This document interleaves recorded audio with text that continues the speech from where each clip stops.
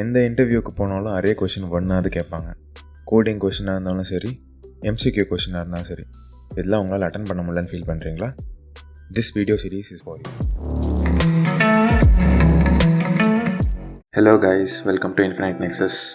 இந்த வீடியோவில் நம்ம அரேவை பற்றி பார்க்க போகிறோம். ஃபஸ்ட் பார்ட்டில் அரேனா என்ன, அரே ஏன் ஒரு இம்பார்ட்டன்ட் டேட்டா ஸ்ட்ரக்சர் அப்படின்னு பார்க்கலாம். நெக்ஸ்ட்டு எப்படி அரேயில் எலமெண்ட்ஸை க்ரியேட் பண்ணி ஸ்டோர் பண்ணுறது அப்படின்னு பார்க்கலாம். தேர்ட் பார்ட்டில் எப்படி ஆட் பண்ணுறது, ஒரு எலமெண்ட்டை மாடிஃபை எப்படி பண்ணுறது, இன்சர்ட் பண்ணலாம், ரிமூவ் பண்ணலாம், இதெல்லாம் எப்படி பண்ணலாம்னு பார்க்கலாம். ஃபைனலி இன்டர்வியூஸில் கேட்குற இம்பார்ட்டன்ட் கொஸ்டின் ஒன்று பார்க்கலாம்.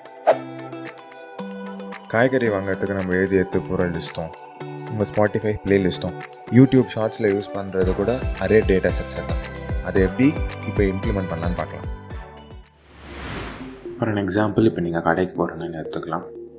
உங்கள்கிட்ட ஃபியூ ஐட்டம்ஸ் இருக்குது. இந்த ஐட்டம் லிஸ்ட்டுன்னு ஒன்று வச்சுருப்பீங்களா, ஷாப்பிங் லிஸ்ட் அப்படின்னு. ஸோ அந்த லிஸ்ட்டில் வந்து எக், மில்க், யோகர்ட் அப்படின்ற ஐட்டம்ஸ்லாம் இருக்குது.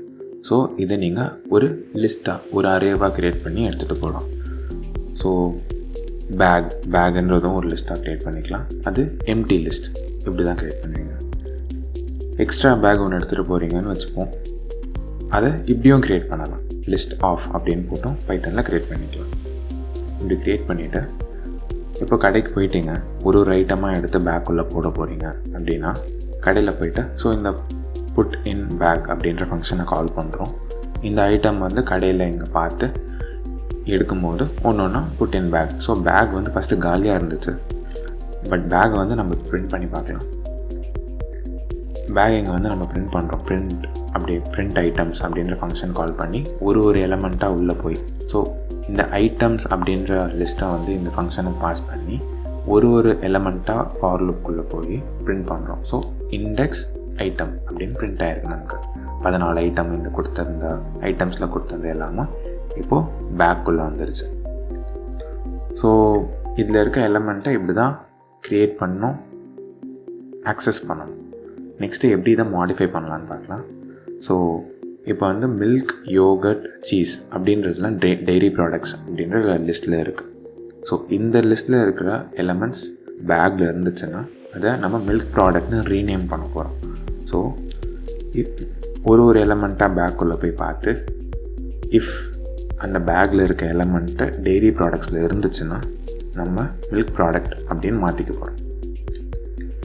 அது பிரிண்ட் பண்ணது இந்த இடத்துல கொடுத்துருக்கு.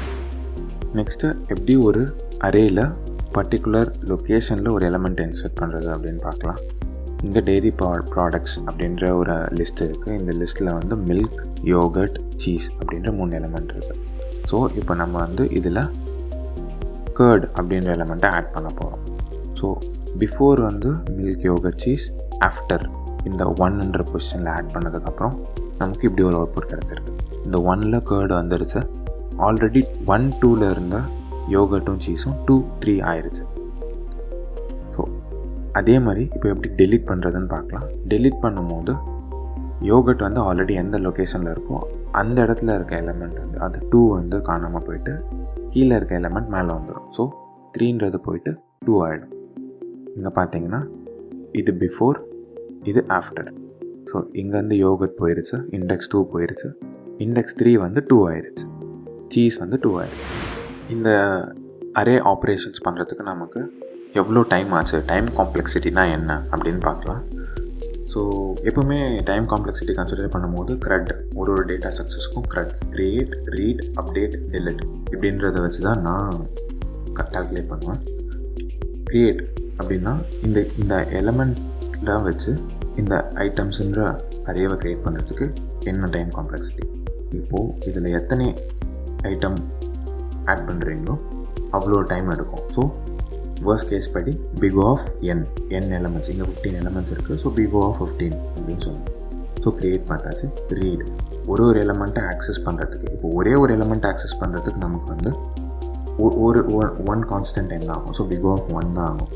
பட் எல்லா எலமெண்ட்டையும் ஆக்சஸ் பண்ணணும், எல்லா எலமெண்ட்டும் ஆக்சஸ் பண்ணணும், 15 எலமெண்ட்ஸ் ஆக்சஸ் பண்ணணும். So again big of n times ஆகும் நமக்கு. தென் அப்டேட், எடிட் ஆர் மாடிஃபைன்னு சொல்லலாம். அப்டேட், ஒரு புதுசாக ஒரு எலமெண்ட் ஆட் பண்ணுறது, இல்லை ஆல்ரெடி இருக்க எலமெண்ட்டை அப்டேட் பண்ணுறது. உங்களுக்கு ஆல்ரெடி இண்டெக்ஸ் தெரியும், அந்த எலமெண்ட்டை நீங்கள் அப்டேட் பண்ணுறீங்க அப்படின்னா இந்த ஒரு பர்டிகுலர் லைனுக்கு மட்டும் உங்களுக்கு big of 1 ஆகும். பட் ஆனால் நீங்கள் த்ரூ அவுட் த அரே போவீங்க. ஸோ n எலமெண்ட்ஸும் பார்த்து தான் உங்களால் அப்டேட் பண்ண முடியும். ஸோ அதுக்கும் big of n தான் ஆகும். ஒரு எலமெண்ட்டை இன்சர்ட் பண்ணுறீங்கனாலும் n தான். ஏன்னா சென்டரில் போய்ட்டு ஒரு எலமெண்ட்டை ஆட் பண்ண போகிறீங்க, மீதி எல்லா இண்டெக்ஸையும் கீழே நகர்த்த போகிறீங்க. ஸோ இதுக்கும் n தான் ஆகும். சேம் ஆஸ் டெலிட்டில் மேலே நகர்த்த போகிறீங்க, அதுக்கு இருக்க எலமெண்ட் big of n.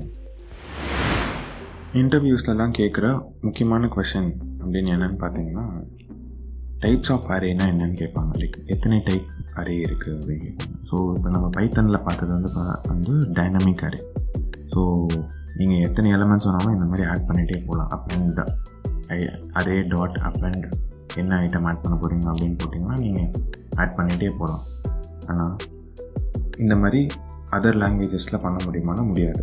ஏன்னா அங்கே வந்து டைனமிக்காக இருக்காது. நீங்கள் டைனமிக் வேணும்னா பண்ணிக்கலாம். ஃபார் எக்ஸாம்பிள் நீங்கள் ஜாவா எக்ஸாம்பிள் கொடுத்துருக்கேன். ஸோ ஜாவாவில் வந்து ஸ்டாட்டிக் அரேன்னு ஒரு கான்செப்ட் இருக்குது. ஸ்டாட்டிக்னால் நீங்கள் அரேவை டிஃபைன் பண்ணும் போதே நம்பர் ஆஃப் எலமெண்ட்ஸ் வச்சு தான் டிஃபைன் பண்ணுவீங்க. இங்கே 5ன்னு கொடுத்துருக்கோம். ஸோ 5 எலமெண்ட்ஸ் தான் இருக்கும். மீதி எல்லாமே இங்கே இன்டிஜர் டைப் அரே கிரியேட் பண்ணிக்கிறதுனால எல்லாமே வந்து ஜீரோஸாக இருக்கும். நல் இருக்காது, ஜீரோஸாக இருக்கும். இதே வேறு எதனா கிரியேட் பண்ணிங்கன்னா நல் வேல்யூஸாக இருக்கும். ஸ்ட்ரிங்காக கிரியேட் பண்ணிங்கன்னா நல் வேல்யூஸ் இருக்கும். ஸோ ஸ்டாட்டிக் அரேவை நம்ம பிரிண்ட் பண்ணால் இப்படி இருக்கும். இண்டெக்ஸ் சேம் ஆஸ் பைத்தன் 0 1 0ல் ஸ்டார்ட் ஆகி லென்த் -1 தான் முடியும். ஸ்டாட்டிக் அரே பிரிண்ட் பண்ணியிருக்கோம். அதுலேயும் டைனமிக் அரே இருக்குது. ஜாவாவில் டைனமிக் அரே இருக்குது. அரே லிஸ்ட்டுன்னு சொல்லுவாங்க. அது க்ரியேட் பண்ணும்போது எம்டியாக இருக்கும். பைத்தன் மாதிரி தான் இருக்கும் பார்க்குறதுக்கு, எம்டியாக இருக்கும். வேணும்னா இதில் டாட் ஆட் அப்படின்னு ஒரு ஃபங்க்ஷன் போட்டு இது பண்ணிவிட்டு. ஸோ இன்டர்வியூ கொஷனுக்கு ஆன்சர் டைப்ஸ் ஆஃப் அரேன்றதுக்கு ஆன்சர் என்னன்னு பார்த்தீங்கன்னா 2, static array and dynamic array. Static அரேவோட பெரிய கான் அப்படின்னு சொல்லுவாங்க. ஏன்னா உங்களால் சைஸை இன்க்ரீஸ் பண்ணிகிட்டே போக முடியாது. ஃபஸ்ட்டு என்ன சைஸை டிஃபைன் பண்ணுறீங்களோ அதே சைஸோடு நின்றுடும். இது வந்து பெரிய கான். இதுக்காக தான் வேறு ஒரு டேட்டா ஸ்ட்ரக்சர் கண்டுபிடிச்சாங்க, தட் இஸ் டைனமிக் அரே. இன்னொரு சில டேட்டா ஸ்ட்ரக்சர்ஸ் இருக்குது, லைக் லிங்க் லிஸ்ட். இந்த மாதிரி நம்ம வந்து கீப் ஆடிங் அப்படின்ற ஒரு கான்செப்ட் அதில் வந்துகிட்டே இருக்கும். அதை நெக்ஸ்ட் வீடியோவில் பார்க்கலாம்.